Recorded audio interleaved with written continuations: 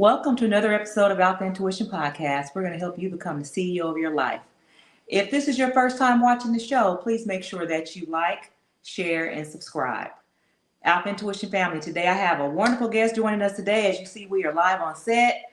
I am actually in Dallas today, and I figured I had one of my good friends out here that lives in the Texas area, or state of Texas, yeah. Marc Mendez is here with me today, and he's going to just tell us about his story. And, this is April, so it's like, what is this? Financial Literacy Month. We got taxes. So we're going to talk about just some things that you can do just to help yourself financially. And Marc, my good friend here, is actually really good in real estate. So that's what we're going to chop it up with him today. And I'm going to let him open up by just telling us his story. Marc, what is up? Well, I thought you said April, like you're going to say, I brought a food on. Oh, no, we ain't going to do that. We ain't going to do that. So, no, I appreciate y'all having me. I feel honored, and it's an honor and a pleasure to be here. I'm excited to be here. You know, we connected in the Next Level family and out there in Cancun last year. So, yeah. I've seen your podcast. I'm excited to be on. So, yeah, no, this is cool because this is like, you're like my first guest where I've actually had like in person, because I used to do like online, you know, I used to do. So this is my first actual guest. Welcome to the state of Texas. You know what I mean? Where I'm from. Man, everything big in Texas. Absolutely, that's what they say. Including my big head. So I've heard. Oh man, okay. So look, tell me real quick about what you got going on right now. I know you mentioned to me that you're doing like the real estate, you got a nonprofit, you got some things that are really going on for you right now. So what's big in your life? Yes, ma'am. I mean, God's big in my life. God is first and foremost the beacon of everything that I do. I do have real estate. I've been in real estate since 2019. I recently started my own real estate team, and this November will be 2 years. So very excited to see it. Actually, I've not had a big team. I like to keep it small, personable, pour into them. So to see them start seeing benefits of their actual hard work and grind has been, a really good feeling. But I have my nonprofit called Tie to Tie, helping the youth tie to get a life's lessons.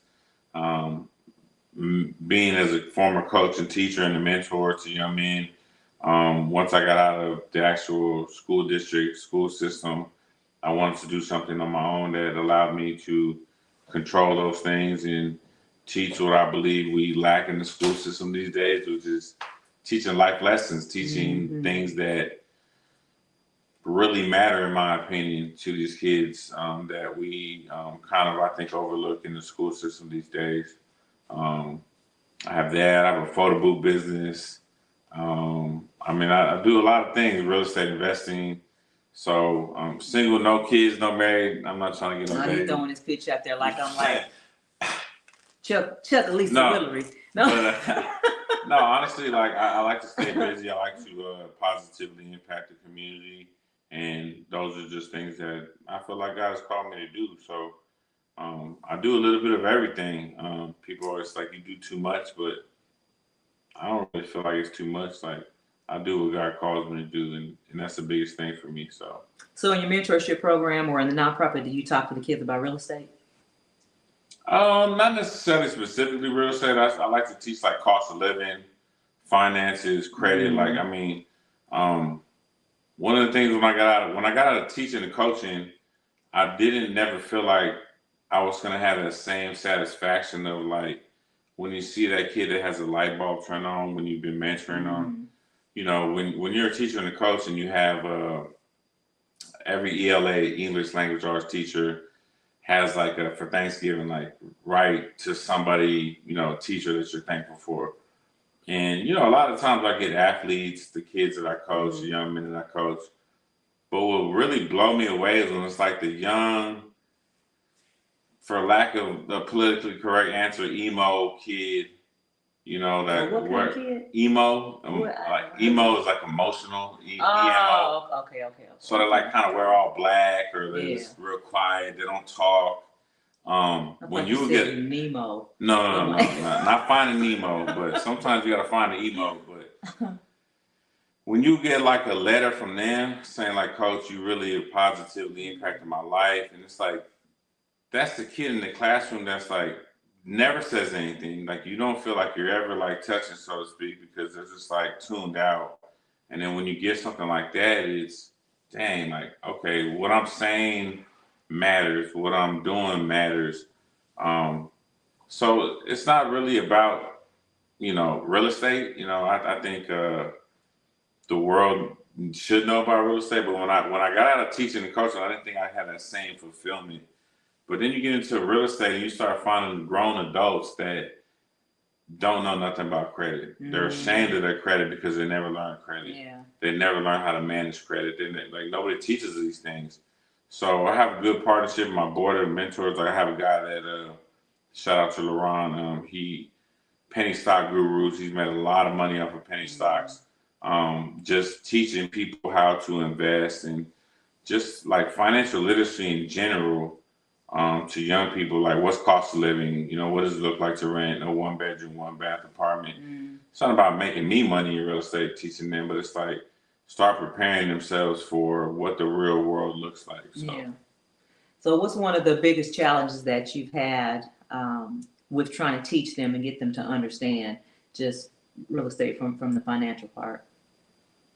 Just in general, like trying to teach young men, trying to teach young men that it's okay to ask for help. It's okay to not know everything, and it's a range from like have no fathers in their life to have a 2-parent household.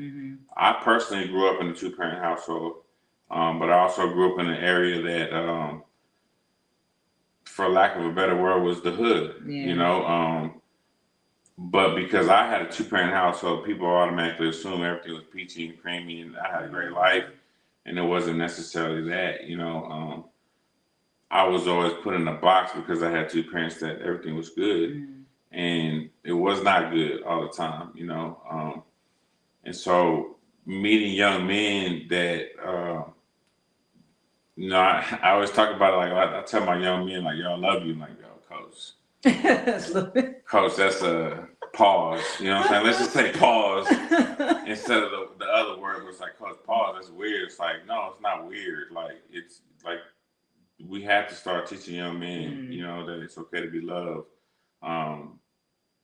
by another man, so to speak. You know what I mean? Like, obviously, not to get weird, right? But it's like, it doesn't have to be like that. Like, getting direction, getting positive affirmations from another man that's trying to just look out for your best interest. As a coach, like I love the word coach. Like to me, the word coach is like doctor. Like I didn't go to school that long, but I have a degree and multiple degrees, and as a coach, like when I got grown men to this day that I coach in semi-pro football, that I coach in middle school and high school, that to this day they're grown, married, wives, and they call me coach. I mean, that's important to me because not only am I a coach that I coach football, but it's like I taught them life. I taught them about things that really matter these days, So, and that's all good. So with your nonprofit, what is like the age range? Because you mentioned adults, you mentioned the kids. So what age range is it? So I prefer middle school on up. We have some elementary kids that we still work with and talk to. I just feel like as a former middle school coach and teacher, that's really kind of the world. Athletically, I want to be in high school. That's like the top tier athlete, right? Like competitively, it's the best. But middle school, I stayed in middle school even when I got opportunities to go coach in high schools because like I feel like this is my purpose, like to positively impact young men's lives. Middle school, to me, in my opinion, is like they can go right or they can go left, and if you can, elementary, they're kind of like, still picking their nose and tattling. I don't deal with all that stuff. When I can talk directly to, especially in middle school these days, they're really kind of grown. Like they've been exposed to so much that we, I know I'm probably older than you because, you're like 22, you know what I'm saying? That. But that these youth are exposed to so much more than we ever were, with social media and things like that we never, knew about. They know right from wrong, I liked it when I could be like, sit your ass down, like shut up, like you doing too much. You can't do that in elementary. And then high school, they kind of think like their thing don't stink, like that boo boo don't stink type of stuff. Like they think they got it all figured out already. And middle school, I just always felt like it was just the right age to be able to like show love, show tough love, show guidance, show mentorship, and really try to allow them to form who they are, and they're forming who they're going to become as young adults. So that's why I loved it. And coaches, that's why even in real estate, like I call myself the real estate coach, or the name was given to me as a real estate coach. I feel like real estate coach, life coach, mentor, all that can be, changed. I'm just all about coaching people's lives and helping people be better. So yeah. So tell me about where the name of your nonprofit came from. So Tie to Tie, helping the youth tie to get a life's lessons came from. I started a program in the middle school I was working at. I actually seen something online about, like in another part of the country of like, helping mentor, young men. And I was like, man, I was really drawn to that. So I talked to the principal. She's like, yeah, I'm all about it. Well, the first lesson that I felt like was important was I felt like every young man should know how to tie a tie. And this is kind of first time I ever really said this on camera or anything, but my dad was an alcoholic and a workaholic at the time. My dad was a former Marine, very structured, disciplined, wasn't necessarily around all the time. But he always provided. Like, let me make that clear. He always provided, but necessarily emotionally and things like that. And shout out to my dad for growing himself and being the man that he is now. That is all that. But at the time, we had to wear ties for football in high school. I didn't know how to tie a tie, so I would take one of my dad's ties and I would go up and the coach would like tie my tie for me. So. Being smart, I wouldn't like totally undo it every game or every week. I would just kind of like do it enough to get my big head out the way, you know what I mean? And I would save it every week. So just the first lesson I decided when I started the Jordan Gents Club was like, I feel like every young man should know how to tie a tie, know how to shake a hand, know how to look a man in the eye. Those are the type of principles that I was trying to teach.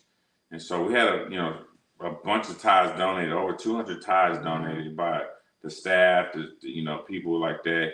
And I allowed them to keep the ties and take 2, 3, 4. And some of them were ugly too, but these kids like ugly stuff these days. But the first lesson was tying a tie. And it was a big hit. And so when I got out of teaching and coaching, and I still wanted to be in that avenue of impacting young people, I was like, what am I going to call this? And just kind of thought about like the first lesson was tying the tie, and I was like, tie the tie, helping the youth tie together life's lessons, because I also felt like we were never in the school system, tying life lessons to curriculum or tying life lessons to what we're teaching these kids. So that's where the name came from. No, that's good. That's I can see that's profound, especially in that when you go and talk to, let's say, middle school age boys.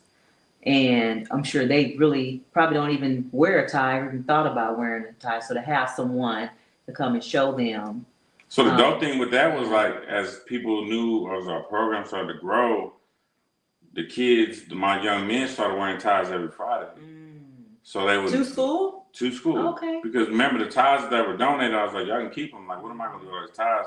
Taught them how to tie the tie. And then it was kind of a thing like, oh, you going to tie the tie, because every Friday, the same way I had to wear ties on game days, they started wearing ties, and it kind of just grew and grew. And then, I opened it up from 6th grade to 8th grade, predominantly with 7th and 8th grade. So I was a, football coach. 6th graders don't play sports in Texas. But, we had some 6th graders start coming in, little brothers of the 8th graders or whatever. And it really kind of grew and became a thing. The teachers loved it. They're like, oh, they're being respectful, they're being gentlemen. So it was a really cool thing. So yeah, I was just listening. My next question was going to be like, what do you think that does to their morale to even know how to tie ties? That builds their confidence up, and then to be able to wear it to school. How do you think that helps them in life? It's the same way gang members are tied to gangs. You know what I'm saying? Like they feel a sense of families, feel a sense of loyalty and somebody having their back.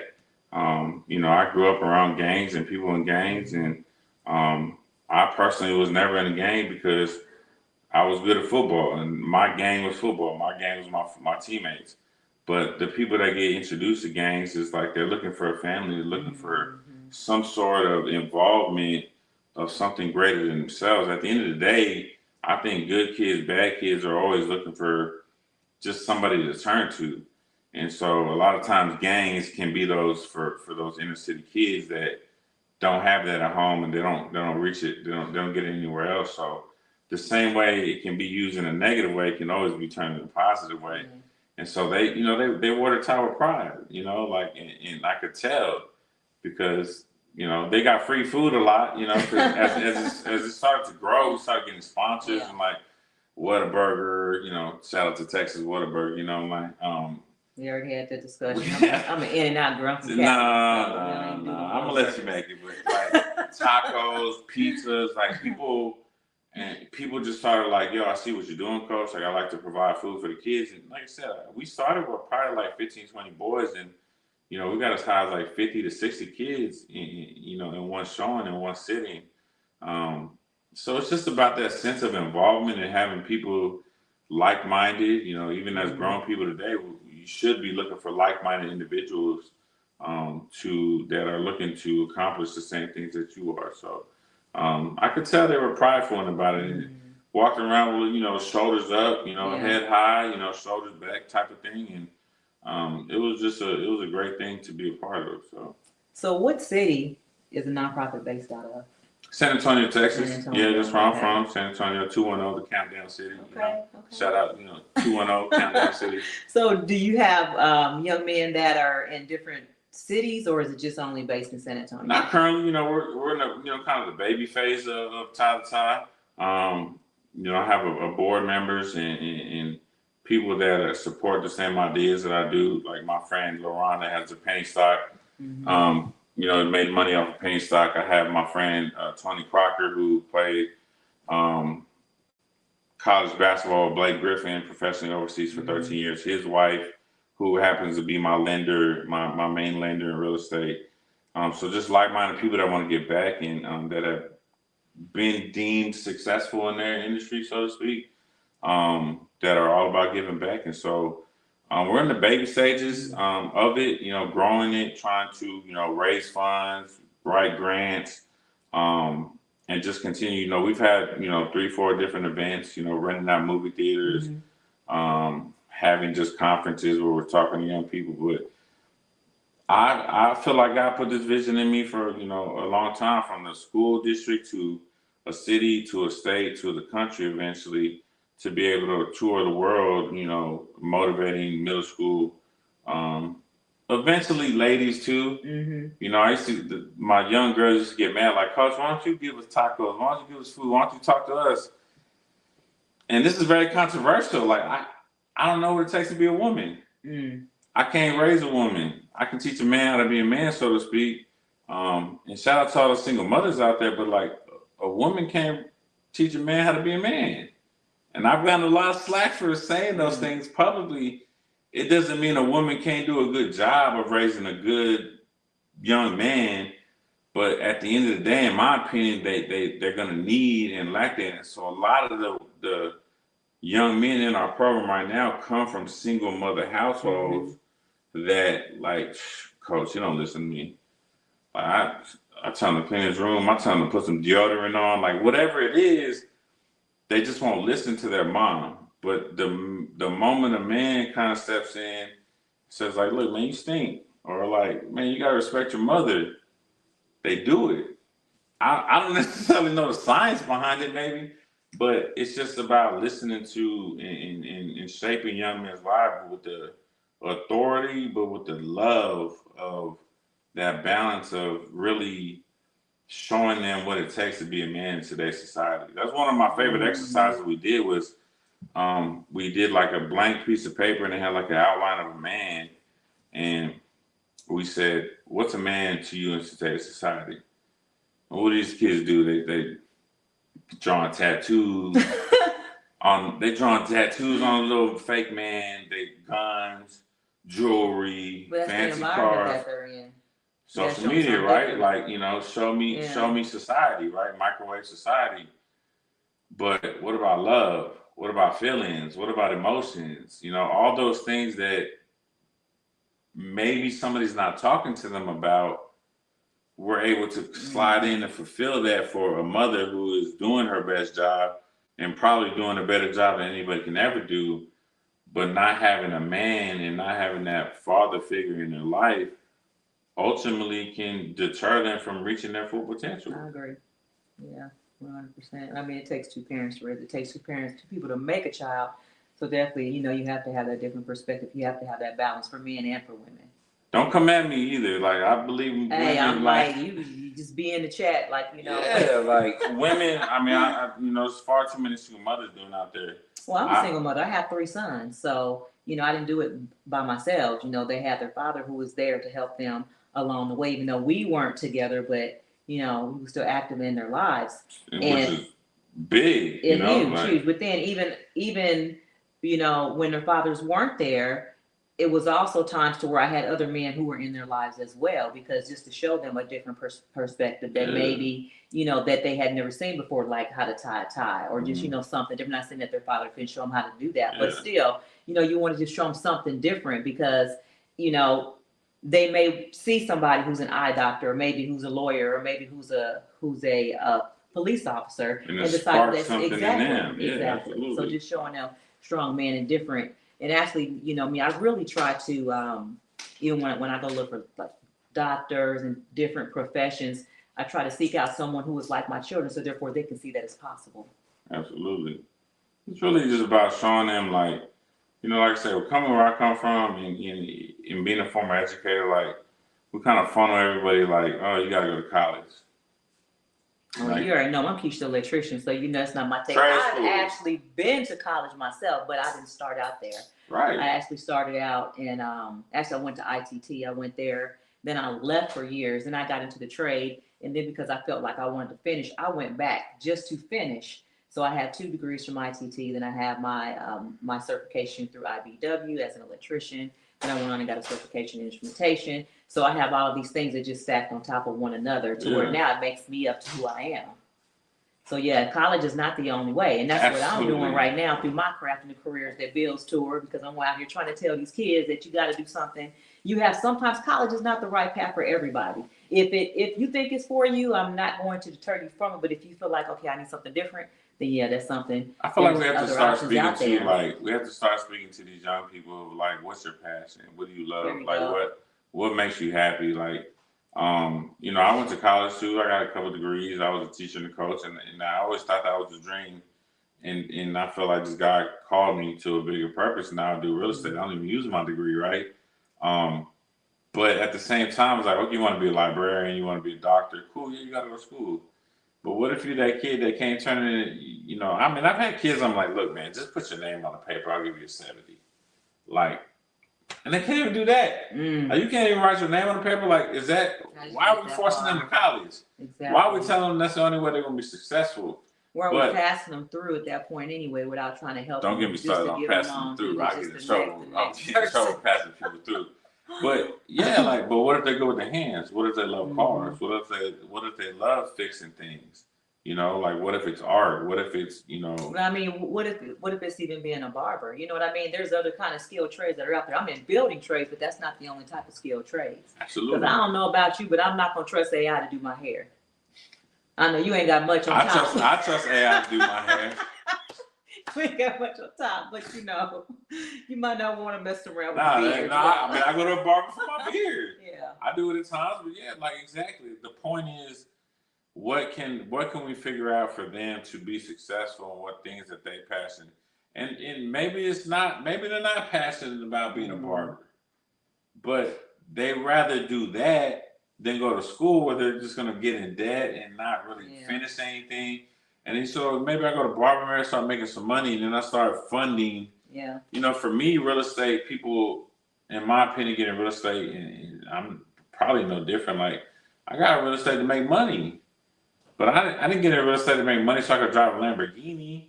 Like, I'm not that type of guy. Like, I'm very simple. Yeah. As long as I got my polo on and I'm good. But what I wanted to do was make a lot of money so I can start doing the things that I want to do, like tie to tie. for my nonprofit, like and impact the world. And making that money and making a good income allows me to the flexibility to do what I want to impact and positively impact people. So yeah, sometimes it's not even, it may not be that passion. Mm-hmm. Maybe electrical plumbing is not that passion, but it's like, yo, you want to make money? You like money? What kid don't like money these days? Well, I said it before, but look, it never was really my dream to be an electrician. I really wanted to be an electrical engineer. I had to even go on to MIT. I went to ITT. So, I like that. I landed there and I just made it work for me. It's a You know little what I mean? different in It's the just alphabet. just a Just a little slight different. difference. You know A what I mean? little slight different But, requirement. but the thing is, like I said, I felt like at the time when I stopped going, I wanted to finish it because it was important for me to complete something. So whatever what I say is, for just any child, whatever you start, just make sure that you finish it. And even if you want to go do something else, don't keep starting and stopping, starting and stopping. You want to do something and follow it all the way through. I'll tell this story about a man I met one time, and we were at the same place at the same time. And this dude walked in like so cool, had like a fedora on, good tan. Like I was like, who is this guy? Like, he just walked in like he was somebody, right? And as a person that I feel like carries a pretty strong presence, like I walk into a room, I notice energy, and I notice people that just kind of have like, they know that they're doing well or whatever. Well, so I was like, hey man, what do you do? He's like, well, let me tell you something, Papa. It's like exactly what he said. Let me tell you something, Papa. I'm from New York. I said, okay. I said, what do you do? He's like, my head was Tony Montana, but yeah, pretty much. Not my head, but he's like, let me tell you something, Papa. He's like, I was in school in New York, and I got caught up in some legal stuff, and I got arrested, and I got put in jail. And the judge gave me 3 choices. And he said, you can, 1, go back to school, but you have to maintain a B+ average. 2, you can go to trade school, or 3, you can go back to jail. He's like, I hated school. I didn't want to go back to school. I didn't want to stay in jail. So I was like, I'm going to go to trade school. And so he's like, they put him in trade school. And the first thing he tried to sign up for was to be an electrician. Class full. Choose something else. I'm going to be a plumber. Class full. Choose something else. Ends up getting put in HVAC. Sounds like HVAC. Okay, cool. This guy ends up being the head dude of his own company that's in charge of Marriott. All the Marriott HVACs, all the HVACs that have to do anything with Marriott in the country. Wow. He's like, I live 6 months a year in Cozumel. The other 6 months I'm here working, like mainly during the summer and stuff like that when stuff's like popping off. But he's like, I got an opportunity and I didn't even know what I was walking into. It was jail, school, or trade school. I hated school and I didn't want to be in jail. And what he walked into was just crazy. So like, to me, that story is just symptomatic of, it's not all about college. It's like, military is an option. Yeah. I coached a kid in semi-pro football that started at Whataburger flipping fries. He was now, not anymore. He's moved on to bigger things. But he was the area manager for Whataburger, making like $160,000 a year. Nice. I'm like, bro, you're making more than me, and I'm a teacher with degrees. So it's just, at the end of the day, it's about your work ethic. It's about what you decide to do, what your passion is, and how you treat people, and what you decide to do with your gifts. And he was a very good customer service, cared about people, and a leader. So what did he transition that Whataburger leadership into? An area manager where he was running multiple. That's a lot of Whataburgers, $160,000 a year. I'm just saying, I don't even like them like that. Whataburger makes some money, man. So I mean, yeah, like, and that's part of the reason, like, the tie is so important to me, is because, like, it's just about giving them options, teaching them things that they may not have ever understood or heard from the school district or anybody else that they may not have met. So wait a minute. Now, you said something at the beginning of the show that you have a photo booth. I do have a photo booth. So how does the photo booth tie into the nonprofit, into the real estate? Where the photo booth come in? Well, listen, I never said I ain't like making money. And I am an entrepreneur. So actually, no, I started the photo booth business with another coach that I used to coach with in the middle school. And, we were coaching, teachers don't necessarily make the greatest amount of money, and we're looking for a little side hustle. And we started a photo booth business, and it's done well. And it's fun. Like, for me, it's like a total different. It's not always just about impacting or motivating. It's like for me, it's like a go out to a quinceañera or a party or like a wedding and just like see people happy. Yeah. Like people celebrating other people's either achievements or marriage. And it's just like a totally different vibe than what I'm always into, whether it's real estate, coaching my real estate team, the nonprofit, you know, like it's just kind of like it's almost like a release sometimes for me. So yeah, picturesque photo booth shout out. You know? Yeah. So if somebody wanted to get in touch with you to get the photo booth, how would they go about doing that? Just hit me up 210-601-6347. We're on the transition of starting a new website and things like that. But I mean we're getting pretty booked up. It's not something that we ever really promote. We kind of just do it by word of mouth because it's not a main source of income for either one of us. Like I said, it's kind of fun. I hire my godchildren to work it and give them some money making and teaching them things. So yeah, like it's a fun thing. So yeah, that's nice. Change it up, change the pace. So I might have to come rent that. Do you travel from Texas and you bring it out to Memphis? No, You ain't coming that far? I ain't going to Memphis. You got that's gonna be a pretty dime. I know you got it though, so maybe I will. But yeah, we mainly stay in San Antonio. We do Austin. We've been to Houston. But we have, you know, all different types of photo booths. But yeah, no, I'm not going to Memphis. Nah, oh man. Nah. You don't have one like the little Elvis hats and nothing inside of the little. Yeah, we have all the props and everything. Yeah. You say come to Memphis. Memphis? How far is Memphis from Texas? Just depends. On the edge of Texas, about 6 hours. Deep to San Antonio, I have no idea. Never been there. We drove up from San Antonio to Dallas and it was 5 hours. And you drove from Memphis, which is 2 states over, to Dallas, and it was 7 hours. Just think about that. 7 hours. Everything's bigger in Texas. I see this. So look, let me ask you this. So what's next for Marc Mendez? Man, I didn't even touch on the speaking, the motivational speaking. Okay. You know, as we connected through Next Level Speakers Academy, you know, real estate is great. Real estate is getting better. It's been a rough market the last couple of years. My real estate team is really starting to flourish. Photo booth is cool. Tie to tie is something that's very, very passionate to me. But in order to really fulfill the purpose that God's put in my life, I have to expand. I have to tell my story. I have to be vulnerable enough to tell my story, which we know we haven't really gotten into. But we have to bring you back for another episode. Have to bring you back. But motivational speaking, for sure, is kind of the next move.